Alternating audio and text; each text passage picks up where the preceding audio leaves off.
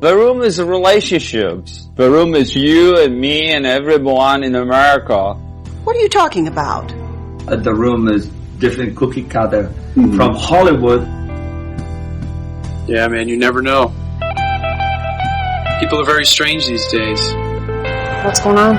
Welcome to The Room Minute. The podcast where we get obsessed with the cinematic classic The Room. 1 minute at a time. You have no idea what kind of trouble you're in here, do you?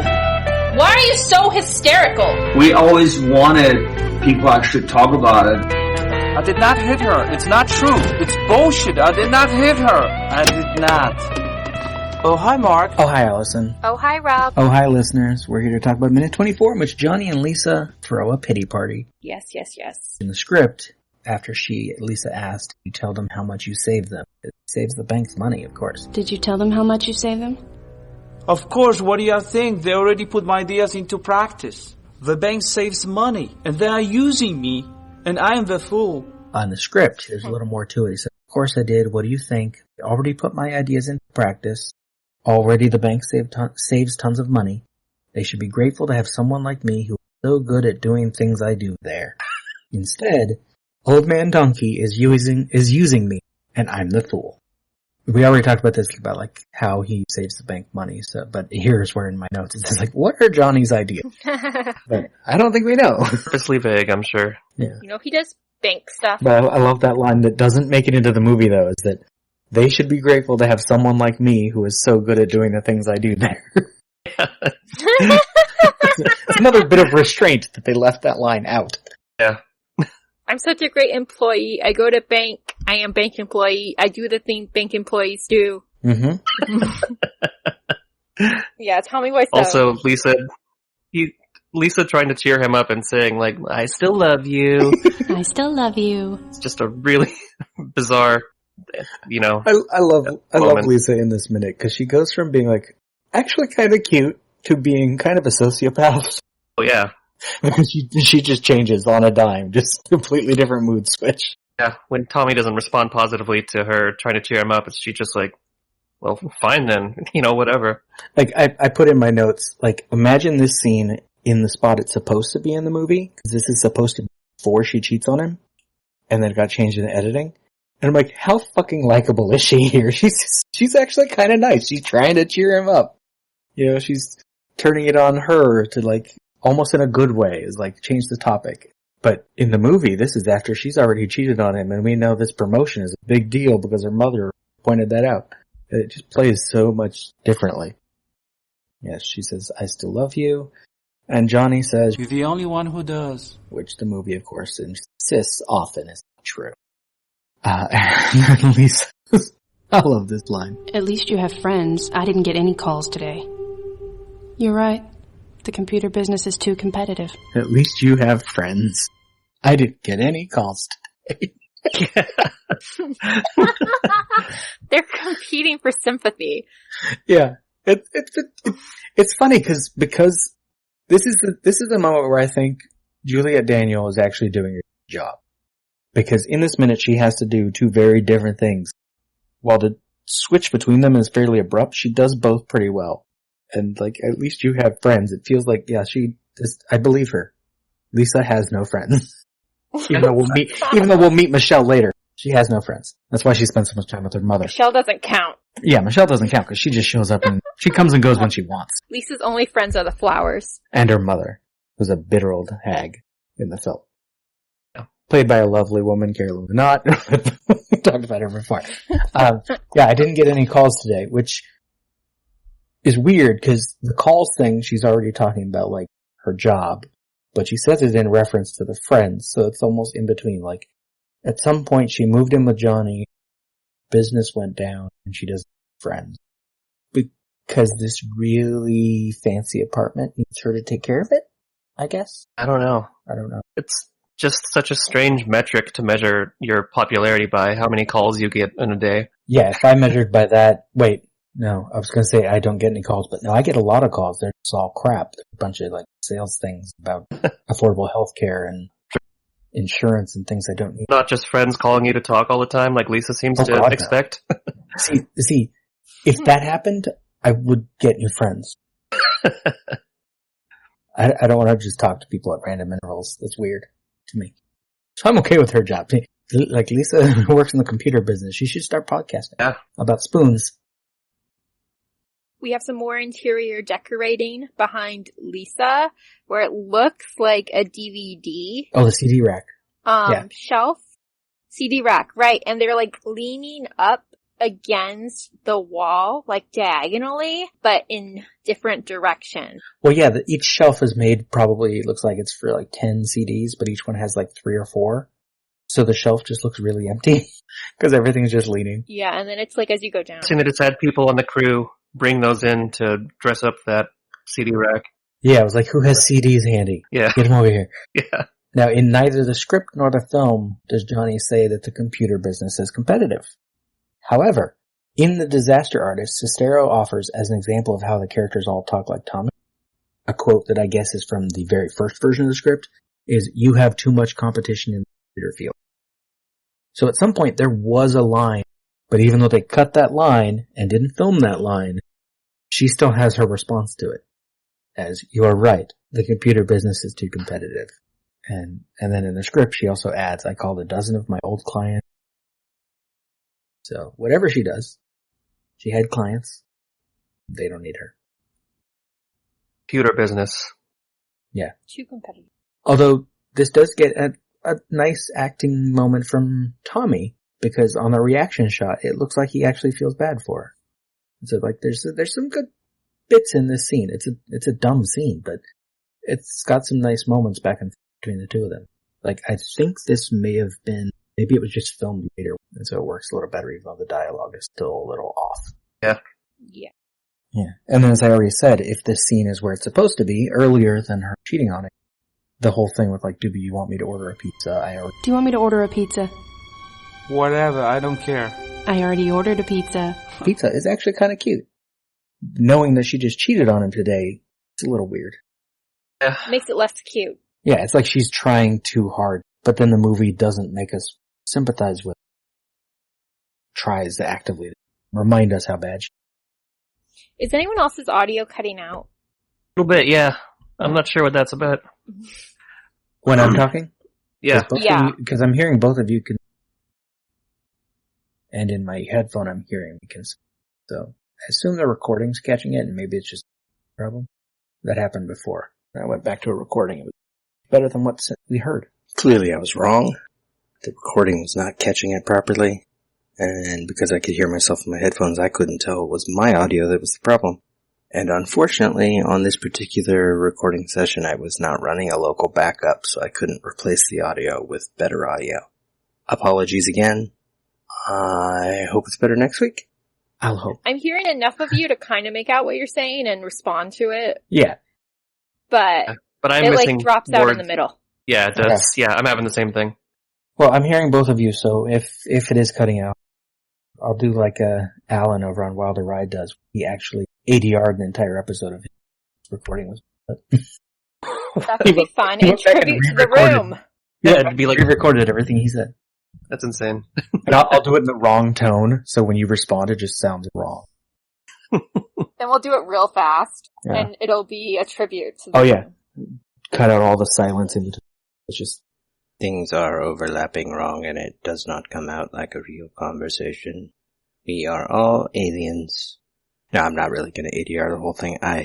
Unfortunately, I'm behind schedule on this, editing this one, so suffer, you know, and hope for the best for next week. Maybe I will ADR that one if it's weird. Who knows? I don't know what I'm going to do. You don't know what I'm going to do. Lisa doesn't know what I'm going to do. But I did already order a pizza. You're welcome. Yeah. This is how the humans talk. Yeah, speaking of humans talking, we get classic Johnny punctuation with, ha ha, you think about everything, ha ha. You think about everything. that laughter is punctuation on both ends of it. Yeah. You think about everything. And then Lisa gets weird. She's already weird, but what's the matter? Are you alright? It's just a lousy promotion. What's the matter? You alright?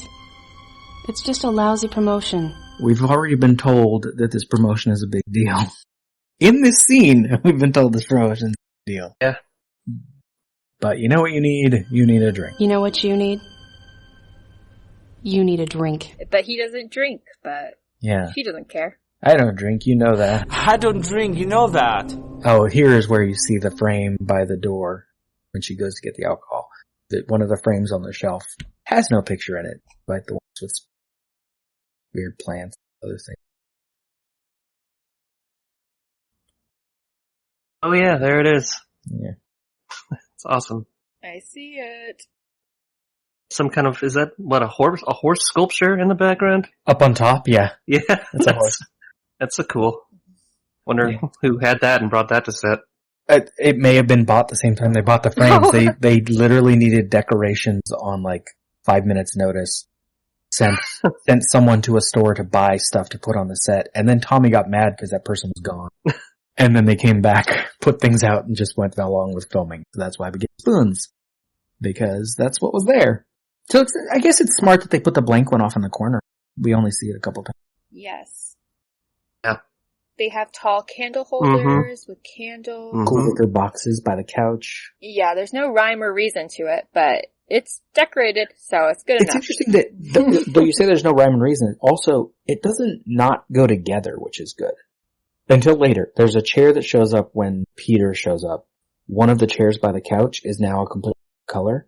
It's like a dark color that doesn't match, and it looks weird. But at this point, like, the couch and the chairs match. The table with the little chairs kind of matches that color, because it's basic, like, off-white slightly. It's weird that there's fur on the couch, but whatever. Kind of cover on the couch, maybe? Is that what that is? It looks like the fur is separate, like it's just kind of a throw, but yeah, I don't know. Yeah, it looks separate. But the couch is definitely, it looks like it has a cover over it. It isn't the couch itself. Which is dangerous next to a fireplace. But maybe it's not a real fireplace. Lots of wrinkles going on that couch. On the cover. Yep. And then I had in my notes, it seems the other door is to some sort of kitchen or at least alcohol. Goes back in there to come back with alcohol. Although we'll talk about the alcohol now. Then I got a few notes from a midnight screening for this one. Notes from a midnight screening. Allison, you already pointed this out, but someone in the audience at the last one screamed, "Who stacks CDs like that?" The shelf is noticeable. When Lisa says, "At least you have friends," I didn't get any calls today, so I screamed, "Loser." Someone's like, "What do you do?" And she's Peter Business competitive. So they were basically just predicting our whole conversation.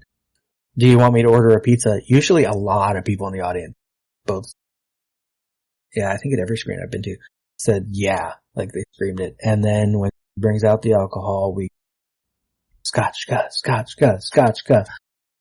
And the minute ends. But it is Friday, so it's time to talk about, instead of this great movie, bad movie. I know it. It all sounds like some bad movie. Bad movie.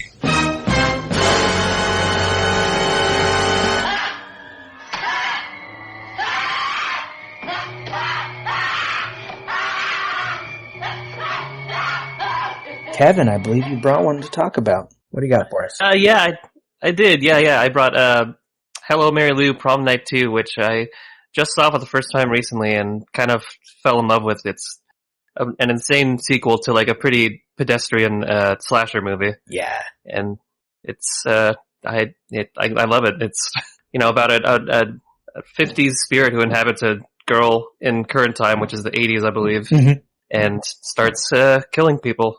And it's pretty wild. In wonderful ways, too. Very wonderful ways, yeah. I swear I had to have seen this when it was like new on video years when I was young. Because we watched every horror film. Uh-huh. The thing when she crushes the girl in the locker, yeah. Still surprised me because I had no memory of that whatsoever. Yeah, that whole sequence is just really something special. Because the movie plays like it should be like more of a slasher. She's gonna attack people, but then no, she's got telekinesis. So special things happen. Yeah. And it's the whole movie is insane. There's all these cutaways to the kind of like darker spirit world that are strange and gross. And yeah, I was shocked that I hadn't seen this movie yet when I finally saw it just a few weeks ago. overall, I think it's actually not, it's barely even a bad movie. It's an 8. I kind of agree. I think it has an inherent badness. Yeah.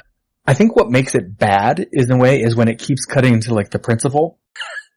Because it's like trying to get this ominous thing out of the guy who's supposed to be the hero. Yeah. He's supposed to kill the villain, and instead the movie treats him like he's the bad thing going on. I don't know what you're doing here. The principal? Yeah. Wasn't the principal the one that killed her? He was indirectly, yeah. I mean, it was an accident, but yes. But it keeps cutting to like him looking at things going on around the school with the girl that's possessed. As if like I don't know, it frames him, maybe it's just that guy always plays weird people, but it just seemed like they were trying to go for some ominous thing whenever they showed him. Yeah. He's not bad.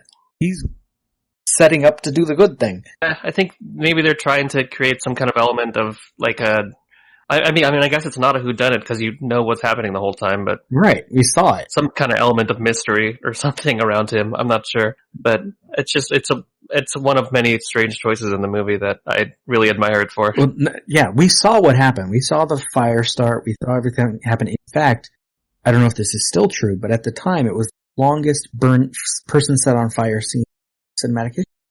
Oh, I did not know that. And it's awesome. Pretty cool too, because it's a burning dress, which you don't see often. It burns different than like a fire suit that's like skin tight stuff. So it actually looks really well. The movie looks good. I actually didn't hate the plot. No, it's fine. It's 80s. So maybe we should explain. It's in 1957. Prom queen gets killed on prom night by. Okay, so she's having an affair with the guy who 30 years later is the priest. And then she's killed by the guy who becomes the school principal. So I understand her wanting to seek revenge against them. Even though for some reason she waited 30 years. Well, her spirit had to be released, right? Oh yeah, they do something to bring her out, don't they? In the box. Yeah, it's like they open up that box or whatever, yeah. Yeah. I didn't hate it, it just wasn't scary. Yeah, it's not scary, and I think part of the surprise was that it's a sequel to Prom Night. It has literally nothing to do with the original Prom Night except that it takes place on Prom Night. Although, I need to watch the third one again, because apparently Mary Lou is also in the third one. Right. The second and the third one are actually connected, which is pretty cool. I like the third one. It's a little bit more self-aware and doing a lot of tongue-in-cheek comedy, which kind of works. It's pretty fun. With a like late 80s horror film, they're gonna have a little bit of that anyway, so they good. Yeah, it's good. The third one, the second and the third, I think, are the highlights of the franchise. I watched all 4 of these recently, actually, because of my Deep Space Nine podcast, because I read that one of the actors from Deep Space Nine is the star of the 4th one. And So you watched all 4 instead of just So I watched all 4. Better watch all 4, yeah. I was also curious because I'd heard, somebody talking about, it was on the podcast, How Did This Get Made? They talked about Prom Night 2, which is what inspired me to seek it out in the first place, that plus the Deep Space Nine connection. And yeah, that's why I decided to watch all 4 of them. And the 4th one really blows. It's a really bad movie, not at all fun in a fun way. It's just a bummer to watch. But it had the Deep Space Nine connection at least. Having not seen this one in a long time, I was glad that it was much more fun than the first one. Because the first one is like a classic horror film, but it's kind of boring. Yeah. Yeah, it's not an amazing slasher. It's a competent slasher, but yeah, it is kind of boring. The second one, I love it. I think it's insane. It's a crazy movie, and I love it for taking all these risks and most of the time working in a way, but it's also not something that you could show to a normal person and expect them to enjoy, I don't think. Well, I wasn't bored at any point during it, sure. which I appreciated. Some bad movies, that's it. Before we get to another bad movie, we were talking about phone numbers a couple minutes ago. Phone number that they say at one point in this movie apparently was the director's actual phone number. Wow. And he just let them say it in the movie. Supposedly he never got any calls though. I'm like, that seems a little weird. Yeah, we need a phone number. I'll just say this one. Guess he doesn't mind people calling him. Maybe he was lonely and he wanted calls. Yeah. He didn't get any calls today. I didn't get any calls today. Yeah, he needs more friends. So he's like, that's how you get friends. You put your phone number in a movie. Friends, like Lisa has no friends. Someone will call. That's how I get all my friends. Hello, Mary Lou also has nudity, which I thought was interesting. Oh, it has a because lot. For some reason, the boring movies tend to have. Yeah, that has crazy nudity. That scene where she's just in the locker room, totally naked, and chasing the other girl around. That sequence is like legendary. It's crazy. It's even weirder because I read online that apparently either the writer or producer didn't know that scene was in the movie, or that they were going to show it like that until he saw the final cut, which is kind of odd. Also, from what I can tell online, the actress was only 15 at the time. Wow. And so even filming... Is that legal? Yes, because it's... I don't think so. Yes. Technically, yes, though some people could complain about it because she's not having sex or that. But also, it was filmed in Canada. I don't know what the standards were. So it's kind of weird that sequence goes on so long. But that sequence is interesting because it comes across like she's very comfortable walking around with no clothes on. And so it gets it really creepy that this is a possessed girl. As we see in the girl that she's possessed is not that. Like she has very conservative parents and it's like this, her scenes at home are almost like rip-offs from Carrie. With like how horrible her mother is. Oh yeah, and not quite Carrie level, but like she has a very, very conservative mother, and like clearly the girl that possessed her does not give a shit. Yeah, she does not care. She doesn't care about this girl's life. Clearly, like she's just ruining it left and right. Not only does she approach the girl naked in the shower, which I thought is kind of weird that the girl appeared okay with that, appeared okay with the kiss on the nose. It wasn't until she started kissing more that she had a problem with it. But she makes out with the girl's father. Yes. Yeah. Yeah. She does not care what she's doing to other people's lives. Which is fine, I guess, since she's killing some people. But yeah. I mean, Mary Lou clearly is off her rocker and hell-bent on revenge or whatever. So, yeah, I don't think she cares much about anyone at that point. Which is, it's an interesting characterization also, because in the beginning of the movie, she is very, like, the arrogant, like, bitch who wants to be crowned queen, but then apparently does get crowned queen. Like, she's horrible to people, but popular. I didn't realize how evil she was. They definitely set it up in the 1957 scene that she's arrogant, but up until she really just starts killing these people, that she has no personal vendetta. Right, she has a couple people she wants when to she kill possesses this everyone girl. else anyway. Like, she's just killing anyone and everyone. Yeah, pretty much. It's a good slasher film thing. Just killing, just for the sake of killing, I guess. But then she kills in ways that don't fit slasher films, because the telekinesis, the lockers. Yeah, the locker thing is the best. It's this weird mix of that, like, her mother feels like she's trying to be the mother from Carrie, and sequence in there somewhere else that felt like a completely different movie. And the plot is a slasher. But overall, yeah, it's a pretty good movie. It's got, like, 80s cheesiness, but it works pretty well. I'm a fan. It's a solid movie. Yeah. It's available on Amazon Prime. Is it? That's good to know. If anyone wants to watch it. So, yeah, I liked it. And on Shudder. Sure, yeah, Shudder's where I found it. I recommend Shudder to anyone who's a horror fan. A lot of good stuff there. Kevin, one more time. If the listeners want to hear more from you, we're going to do so. Join us for the last 6 episodes of Reopening the Wormhole, a Star Trek Deep Space Nine podcast where we are watching and talking about every single episode in random order, and our episodes get real long. We're looking at like regularly 2.5 hours, and lots of original music written by me and my 2 co-hosts, and we're having a lot of fun, putting a lot of effort into our last episode, so come and join the fun. Now, is that 6 episodes are left at the time we're recording? So it could be less than that when it comes out. Yeah. So it'd be done. Yeah, it'll be like probably done. Okay, well there you go. So it's nothing wrong when people make fun of the project, in this case The Room. The Room Minute is a production of Lemming Drops Studio. You can find more content at lemmingdrops.com. Follow The Room Minute on all the obvious social media. If you've got any stupid comments after the show, you can leave them in your pocket on Facebook.